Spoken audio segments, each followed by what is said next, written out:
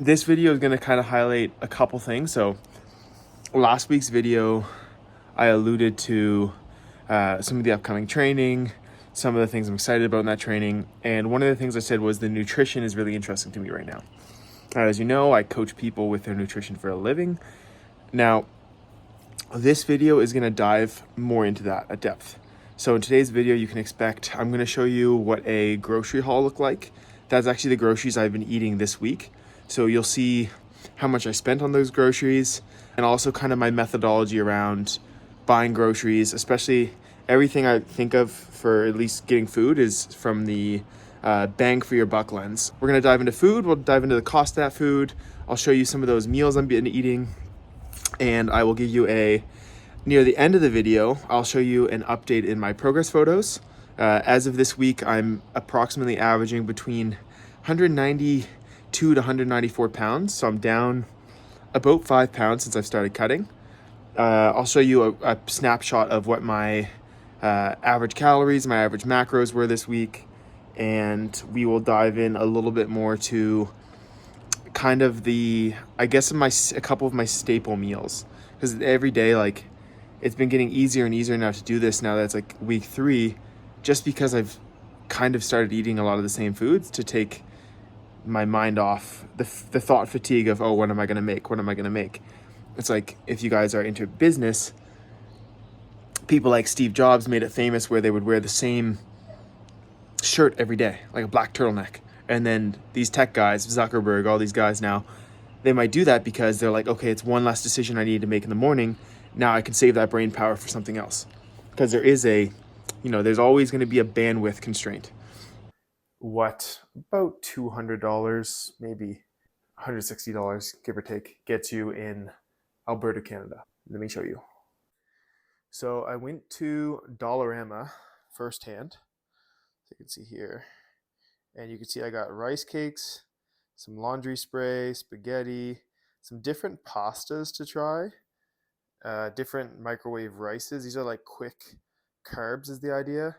I got some sriracha sauce, some tuna, and some Jello for making some protein desserts, with some broth cubes for my rice or beans, and chia seeds for my overnight outs. So you can see here, this is $26, and then you can see what that gets you, which is here. So we got the rice cakes. These are just brown rice cakes. I love these things. They're pretty good too. They're just, you look here, keyword, ingredients: 1, organic brown rice. 2 cakes, 60 grams, 12 grams of carbs. That's good. Not too much fiber, which I like. I need to keep my fiber down as my carbs get crazy. These guys are really nice. Put some jam, peanut butter, hummus, avocado. Put really anything you want on these bad boys. Good if you're craving a crunch. Again, Jello for the protein desserts. These, I've never tried any of these before, but again, these are just, this one was a kind of a Hail Mary. I got this because I was kind of hungry when I was in there. Just pasta. Ingredients don't look great. They don't look terrible. So you got durum wheat, so that's just pasta.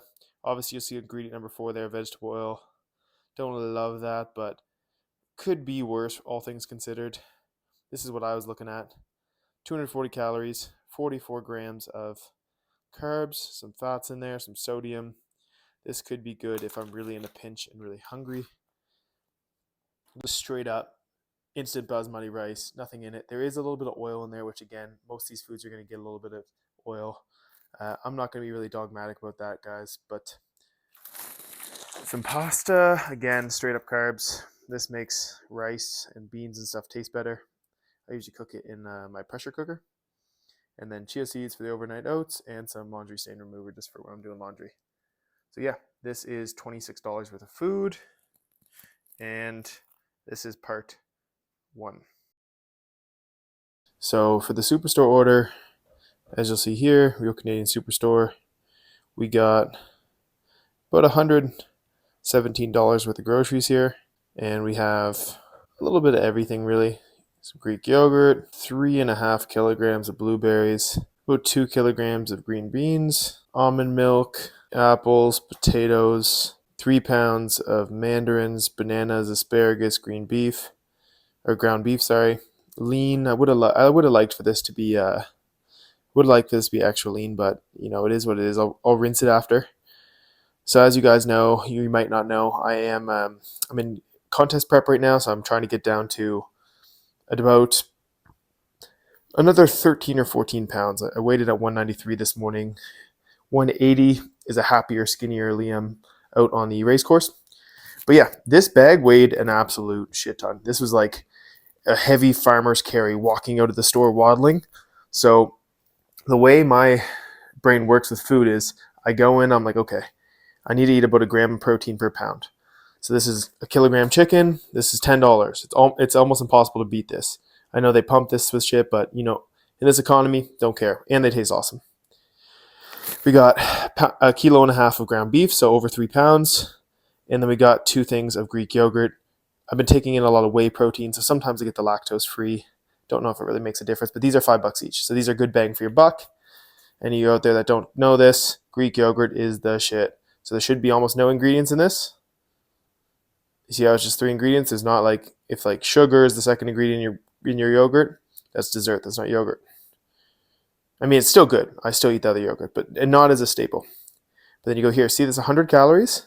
Then look at this, 0 grams of fat, 6 grams of carbs, which is pretty good, and then 19 grams of protein. Look at that. Beautiful. So really good. This is a bodybuilder's best friend, or any kind of athlete that wants to maintain their mass. Really good. Berries are usually expensive. These were on sale today. Usually I go for the wild blueberries. Don't really know if it makes a difference, but they're the same price. But you'll notice this one is less weight than this one. So this is 1.5 kilograms. This one is 2 kilograms because they're cultivated. These are factory farmed or whatever. Then as far as vegetables go, I usually like getting frozen vegetables because I'm lazy. Honestly, I'm lazy and they're always the same price. They're predictable, they're filling, and I don't have to cook them. So when I meal prep them, I'll show you in a different video probably, or maybe this video. But this is a heaven sent for meal prep. You just pour them into this lot, weigh them out, easy. Don't have to think about it. Usually I wouldn't buy asparagus because it's usually ridiculous, but today it was $2.99 a pound, so I bought 3 pounds of it.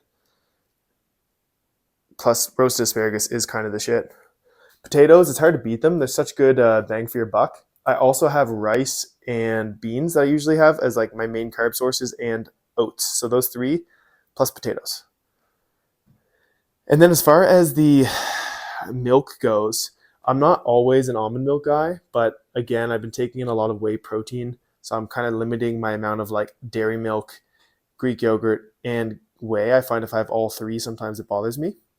These were also on sale, $2.50 each. So that's good price. Usually when I make overnight oats, I'll just use water, but for this video, we'll use these with these. And then these were on sale, about $5 for 6 pounds of apples. So if you're getting less than $1 a pound for anything, that's good. Halos, these were on sale too. I love these little things. I could literally sit down and eat a whole bag of them. I bring them to like football games when we're having like potlucks and my friends make fun of me. Those are the shit. And then bananas. God bless bananas. In today's economy, it seems like they're the only thing that's stable. And what I like to do, as you'll see, got to get them nice yellow ones. Yeah, and then you'll eat those in a day or two. And then these ones turn yellow and you're cruising. So that is my haul. This is $120 worth of groceries from Superstore. There's rice and bean mixture. And then under that, if I go here, you'll see there's some ground beef. So it's ground beef with rice and beans. And then this is chopped up asparagus. So for the rice and beans, literally just took 3 parts rice, 1 part red kidney beans, and threw them in this bad boy, pressure cooker. Took about, 22 minutes. I love this thing. This thing makes cooking rice and beans so fast. I literally just used dry beans. So actually, I'll show you what I used for that and the rice. So usually when you have dried beans like this, you would need to soak them if they're not like coming in a can already. But if you take these bad boys and you throw them in a pressure cooker, it'll actually cook them pretty instantaneously, like 30 minutes or less, which if you're boiling them, these would take hours probably. So I've been It's kind of like a Costa Rican thing to do. In Costa Rica, they have something called gallo pinto, which is just rice and beans mixed together. Sometimes they'll add other stuff to it, and they'll commonly have it for like breakfast with like eggs and fruit. So 1 part this, 3 parts regular white rice. Throw them together in the pressure cooker with like a little bit of butter, salt, pepper, garlic powder, and then like 1.25 parts water or something. So I have that's cooking. Then I cook about 1.5 kilos of ground beef. So in here, each one of these is, I'm going to put the macros on the screen for you guys too. But yeah, so the meat layer in here is 120 grams of about 80% lean ground beef. And I actually rinsed it this time. I made this same kind of meal minus the asparagus last week, and I didn't rinse the meat, and it made the fat percentage more than 50% of the overall calories from beef. So this time I rinsed it underwater. It's going to be boring. I'm going to buy some taco seasoning, so it's just not boring plain meat unseasoned, but that's actually what's in there right now with rice. And the asparagus is seasoned with like olive oil and garlic powder and pepper and a little bit of dill. And then I roasted those in the oven. So each container has about, this is going to sound extreme, but about 3 grams of olive oil, because I used about 30 for the batch. And as you can see here, it's 10 meals. I'll eat 1 to 2 of these meals per day. And then this was pretty easy to make. Didn't take very long. The average cost per dish here, because I'm very cost conscious right now with the way the world is. So the cost per meal here that's per unit. So pretty good price. You save a lot of money when you go this way. It does take time. This took me a couple hours. I wasn't really rushed doing it. I was listening to music, listening to a podcast, smoked a little joint with the neighbor. But yeah, so this is the meals that came from that. Didn't take me very long. Very simple. Ground beef, asparagus, rice, beans. Boom. Simple. Purpose fuel. Was pretty cheap to make and didn't take too long. Oh, baby. Okay. Today's workout is, I don't know how long, 20 seconds. 15 intervals. 1 second, 1 minute hard up a hill. I got a hill here, I don't know if you can see it. 1 minute hard up the hill. 1 minute down recovery. 1 minute again. 15 repeats. Oh, I'm about to go into number 10. Woo. Last interval. 2, 1. Let's go.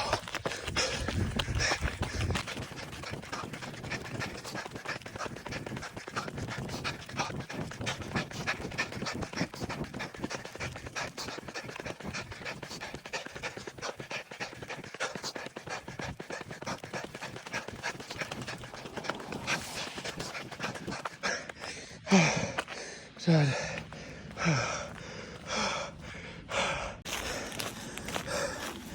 This is Montgomery or Beaumont Park. It may not look like it. That's a nice hill. Oh, holy smokes. Oh, dead. Okay, so that concludes the run workout. So I'm less out of breath now, so that was 20-minute warm-up, about like 3 to 4K. Then 15 repeats of 1 minute hard up a hill, followed by 1 minute of rest. So it's like 1 hard, 1 rest, 1 hard, 1 rest, etc., etc. You do 15 repeats of that, and then after you're done that, you basically cool down. So yeah, that was the session for today, and that hurt the feelings a little bit. So if you're taking interest in this whole training process, a little bit of method to the madness is you basically have different energy systems in your body. It's easy to think of it kind of like a car almost. The bigger your engine is, like the more cylinders it has, the more capable it is of exerting force or exerting speed or overcoming mass. I don't know the physics on it. So running's the same. Like if you do, those are VO2 max repeats. So you're basically trying to go all out effort. You can only maintain that for obviously like 10, 30, 60, 90 seconds till your body starts like downgrading. A reason you might do VO2 max repeats to be a better runner, a better athlete is like, let's say when you run a half marathon or a marathon and you're comfortable running 6 minutes per kilometer, as an example. If you want to then run faster, then you need to now train your body to exert more force, exert more speed. So then if you do VO2 max repeats, so you're at the top of your aerobic system capacity, if you then start pounding out repeats of that, you're now training your body to run at whatever you run in that interval. But let's say you're putting out 4 minutes per kilometer speed, but you're only holding it for 30 seconds or 60 seconds. You're training your body to get better at going those faster speeds. So then if you do, let's say 4 weeks, 6 weeks, 8 weeks of like continuous training that high end aerobic system, your VO2 maximum, then when you go back to those 6 minute kilometers, there's a very good chance, especially if you're not like an elite athlete, that 6 minutes now subjectively feels a lot easier.